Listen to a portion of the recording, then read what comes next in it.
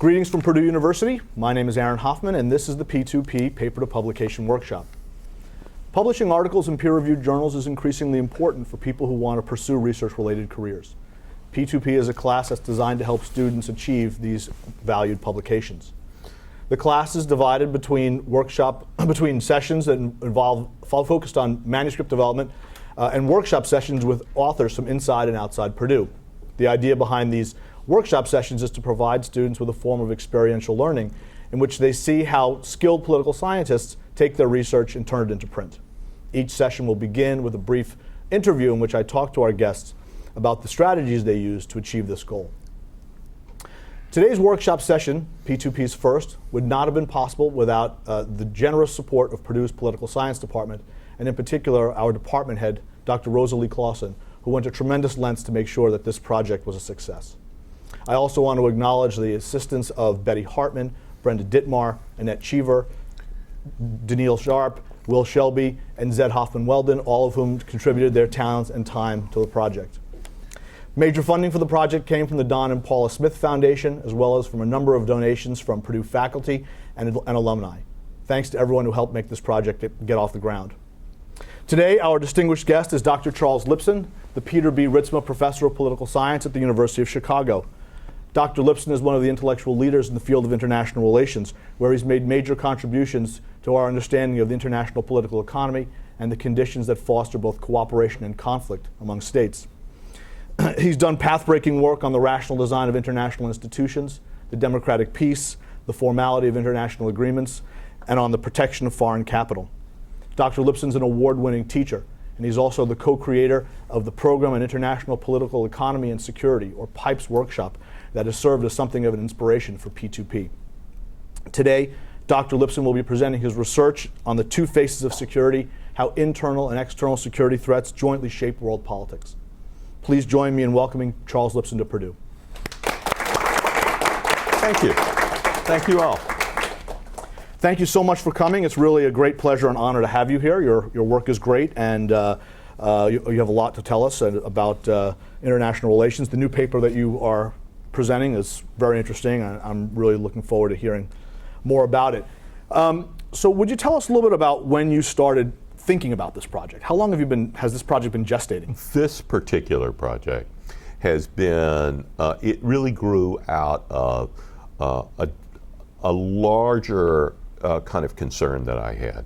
The one thing that I always say, if I can back up for just a second, one thing that I always say to undergraduates at the University of Chicago who are thinking about going to get a PhD is that writing a BA thesis is kind of like being in graduate school and writing your MA thesis and writing long seminar papers.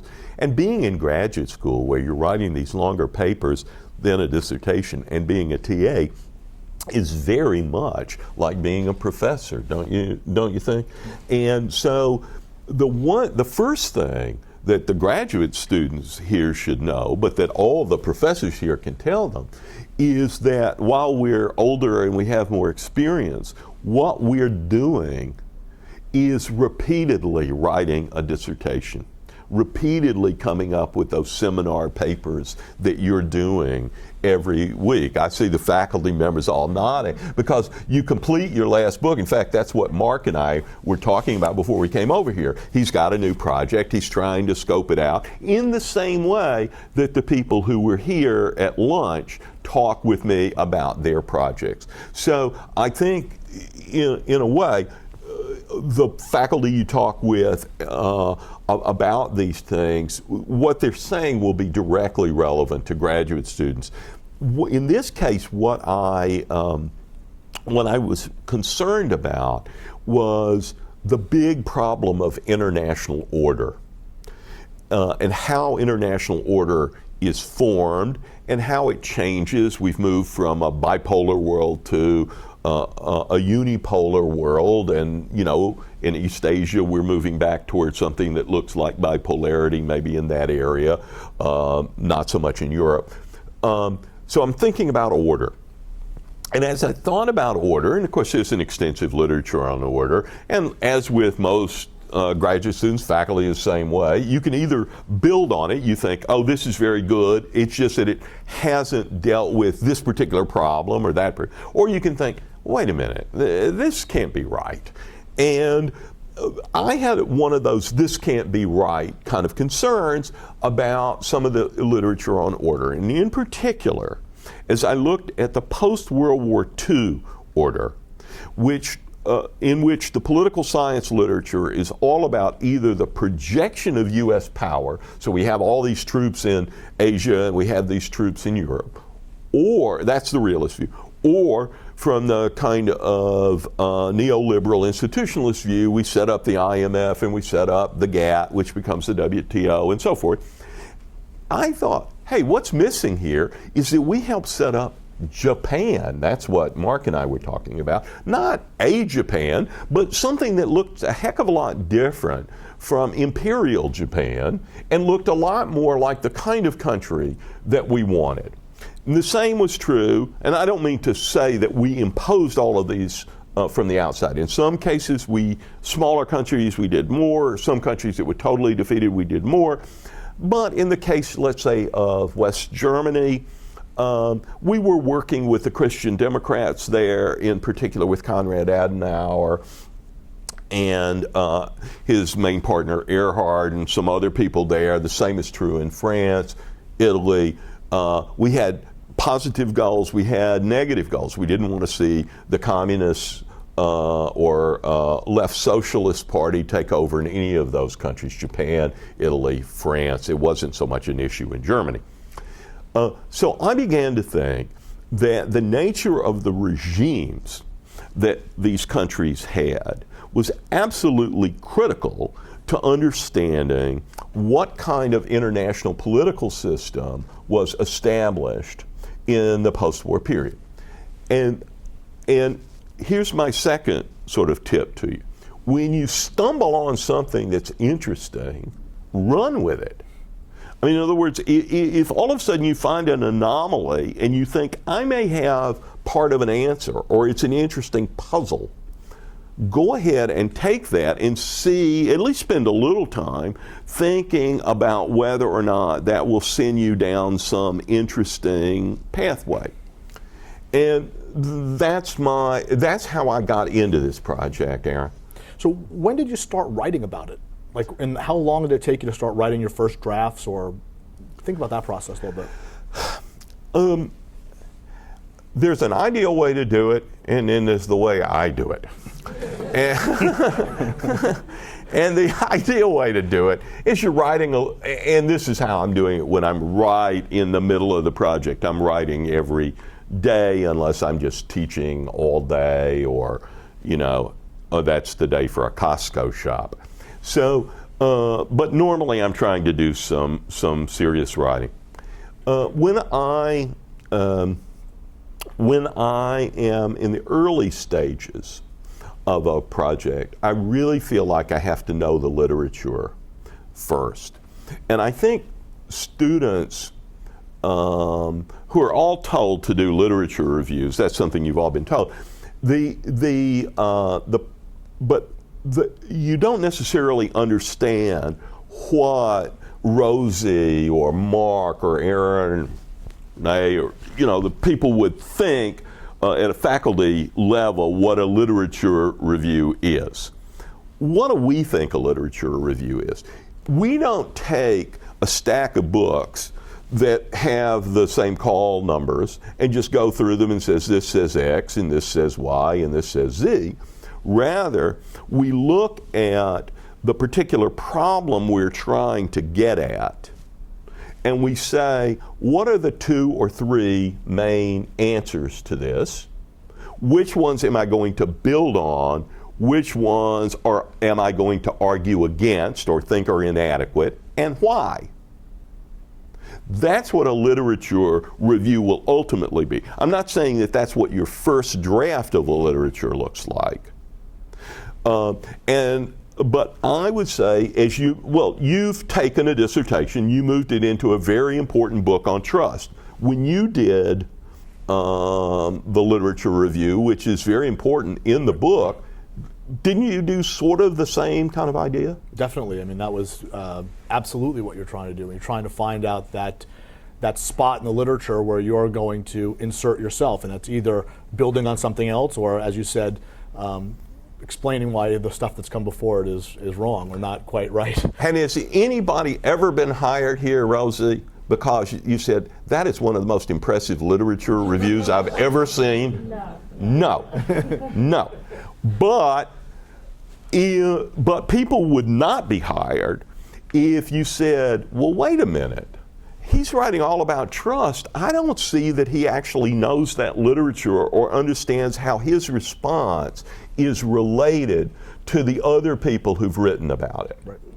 So that's what you're trying to get at. You can't get at that at first. You don't have your own ideas. Does this make sense to you, what I'm saying? Definitely. Okay. So you've talked about the kind of way you do it. How many times has this paper? How many manifestations of this particular paper have there been? 2 or 3, and there should have been a different one for here. That is, I've now moved a bit on, but I didn't have time to do the full reframing from here, and I'll try to talk about that when I go forward. I think that there's a problem in the professions. One of the things that's happened to the profession, some of us have more gray hair, or some of us have more hair, than others. The fact is, there's been a substantial increase in professionalization, wouldn't you say? I think, in a way, you have to get that on board. You have to take that on board, and in a certain sense, you have to be able to rise above it, right? In other words, you have to take the methods and skills, and unless you are a professor of methods and skills, what people are going to be interested in is what's your question, what's your answer, how do you move on? And part of this professionalization has been salami slicing your topic and you see this in just awful ways, I think, in some of the sciences. So you'll see there's no molecule moves without a paper. Right, and so, and you look at the number of papers. First of all, they're all done as joint papers. It comes out of your lab and so forth. But that's not my point, the co-authoring. The issue there is, how many papers do you make that are important? I was just reading some stuff by the great Ronald Coase. And Coase won the Nobel Prize in economics in the 90s and only died a year or two ago at age 101. Coase fundamentally wrote 2 papers in his entire life. He wrote 2 others that were important.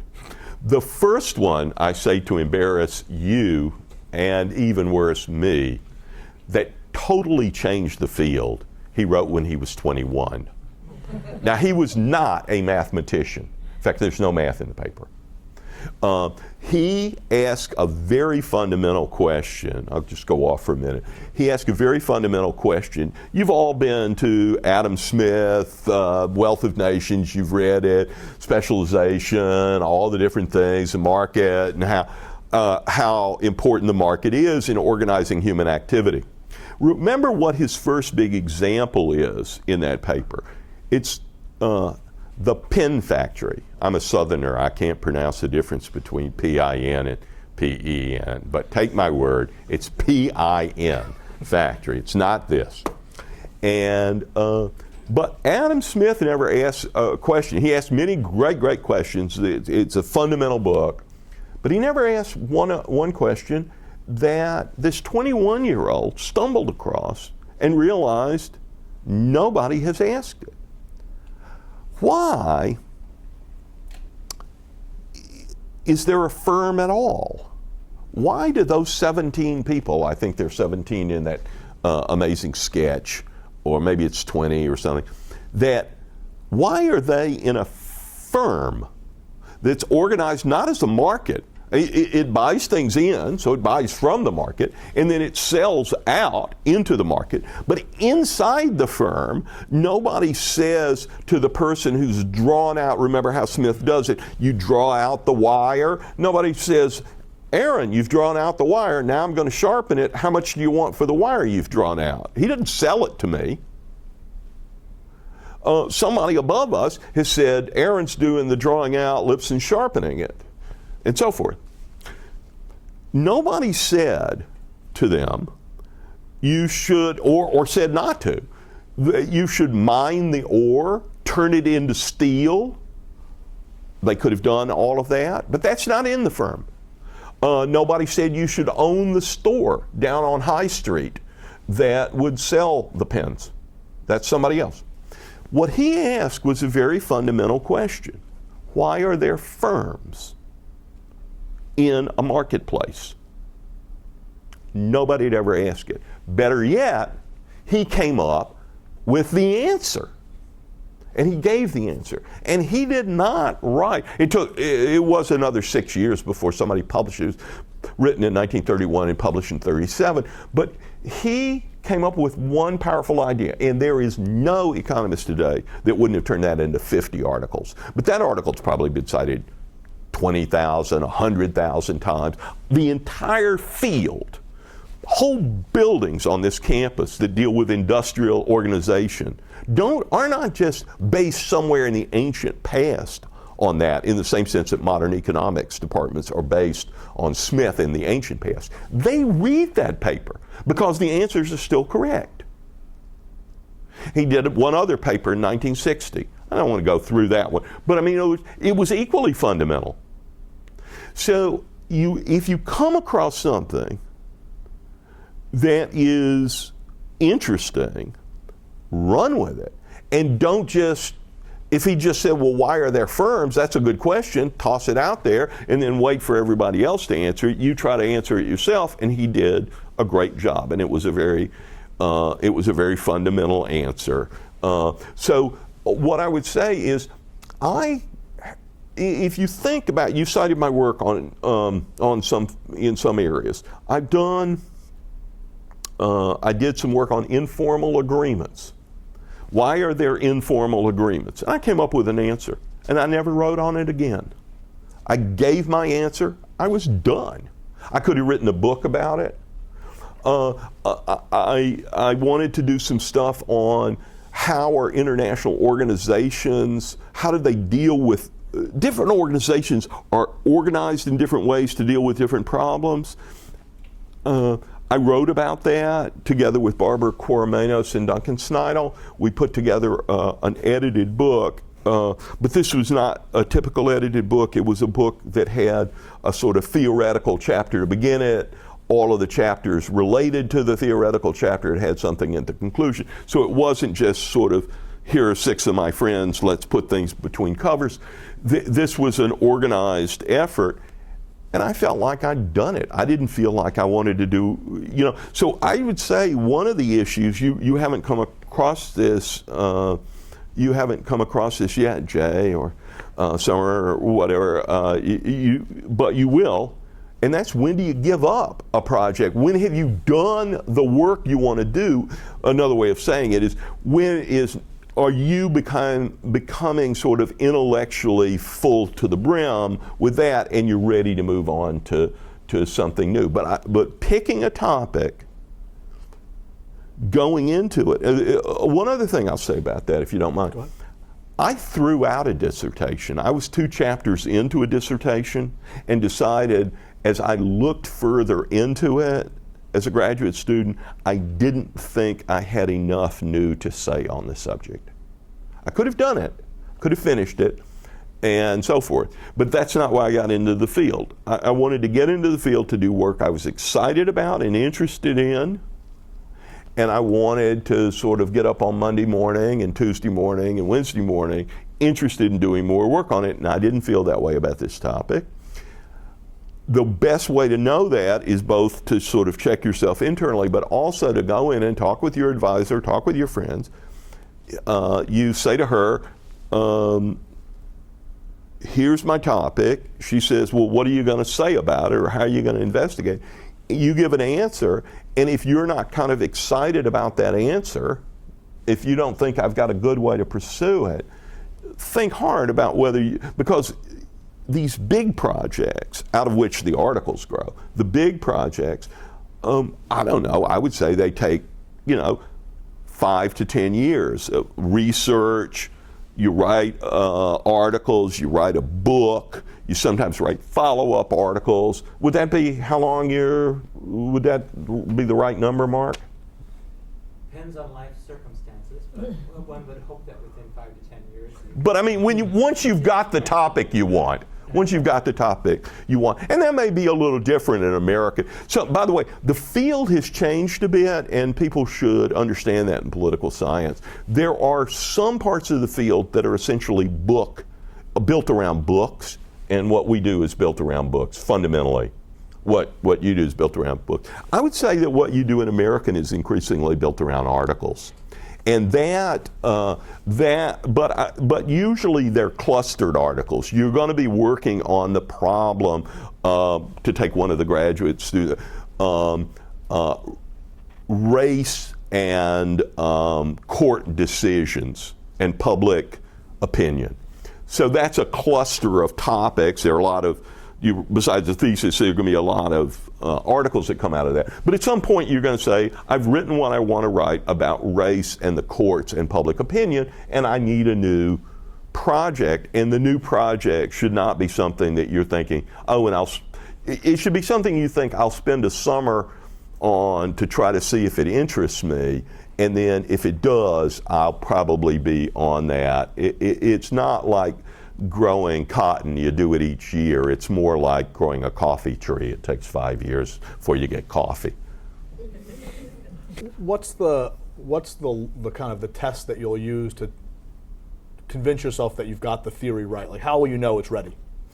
I will present it to several kinds of audiences,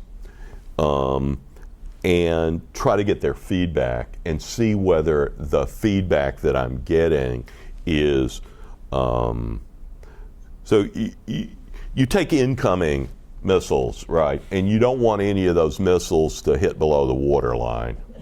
If it hits below the waterline, last words are blub, blub, blub. That you don't want. So you got to make sure that doesn't happen, and then you got to see if the other one sort of knocks off the whole superstructure of the ship. But at some point, think of all the great books in the field, and if the author came in to, any of the top authors, whoever you have the highest regard for, it wouldn't be like she would present the paper and then everybody would just sit there silently. People are going to have responses. This is going to be criticism. You're never going to stomp out all the criticism. The question is whether you feel like you have a satisfactory response that meets your own intellectual standards in terms of responding to the major criticism. And I'll give you, and then you should have your own criticism. And the single best thing you can do for yourself, so I invite you when I start talking about it, is I want to know the best arguments against what I'm saying. If I don't know the best arguments against what I'm saying, I don't see how I can respond to them. I may not have thought about it. Or I may have thought, I've already responded to that, but you don't see it or you're not convinced by it. So I need to have that feedback. So I've got to understand these are the 4 main arguments against me, or 2, or whatever it is. I feel like I've got a good response. At some point I feel like my response isn't good enough, in which case I basically can't go forward with that. Or my response is good enough, it may need a little more polishing, I'll do a little more polishing. But there's some point at which, you've heard the phrase, don't let the best be the enemy of the good. You will have to make a choice once you've completed your dissertation. Let's say you're turning it into a book. Let's not assume the article route. You're turning your dissertation into a book. There are a few people, my former colleague Alex Wendt would be one, who turned his dissertation into a home run book, just a major, major book that had a huge influence. And then there are other people who have a good, solid research effort that sets them up to do their next piece of work. What you don't want to do is kind of fall in between the two. So you're out as a junior faculty member, you're teaching at Purdue or Chicago or wherever you are.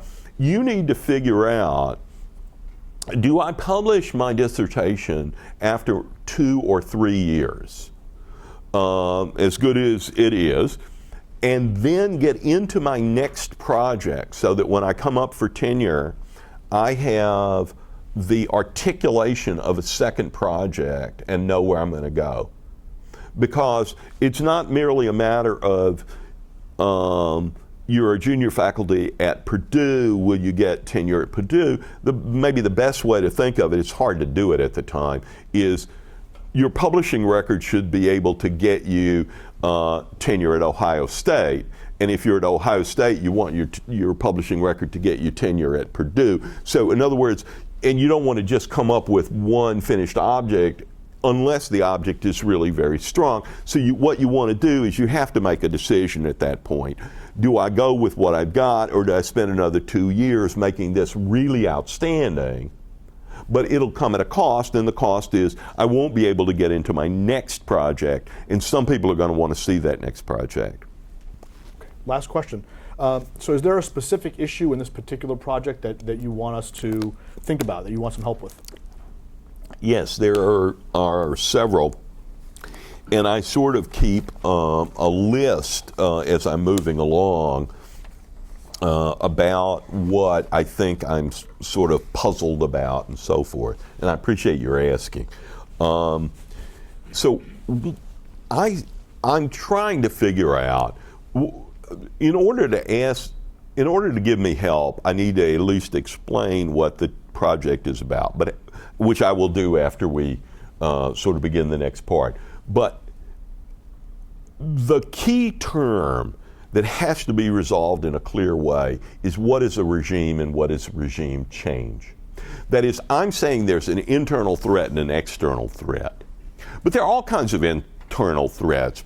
President Obama is, in some sense, threatened by the opponents in the Republican Party, and he may be threatened by Elizabeth Warren on his left, and so those is that the kind of threat I mean, or do I mean something more fundamental? And I do mean something more fundamental, and I will say what that is. But if you don't think, you can make a couple of objections to it. One is, I don't have a very that definition is not very clear, or that definition doesn't cover all the kinds of cases that I want to cover.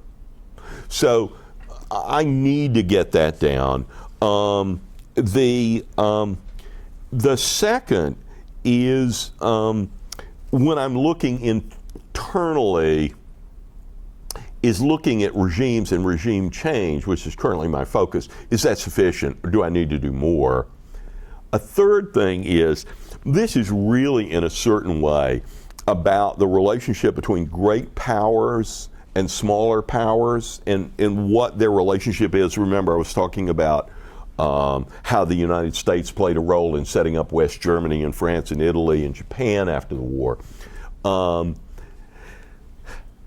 need to have a clear sense of what the generic goals of states are, big states are, when they set up smaller states. And then I have to have some answer for what the small state wants from the big state. So in other words, I have to have the logic of incentives right in the paper. And there are more things, but that's where I'd start, Aaron. Okay. Well, this is very helpful. Thank you for your answers to these questions. Let's see if we can help Dr. Lipson with his project.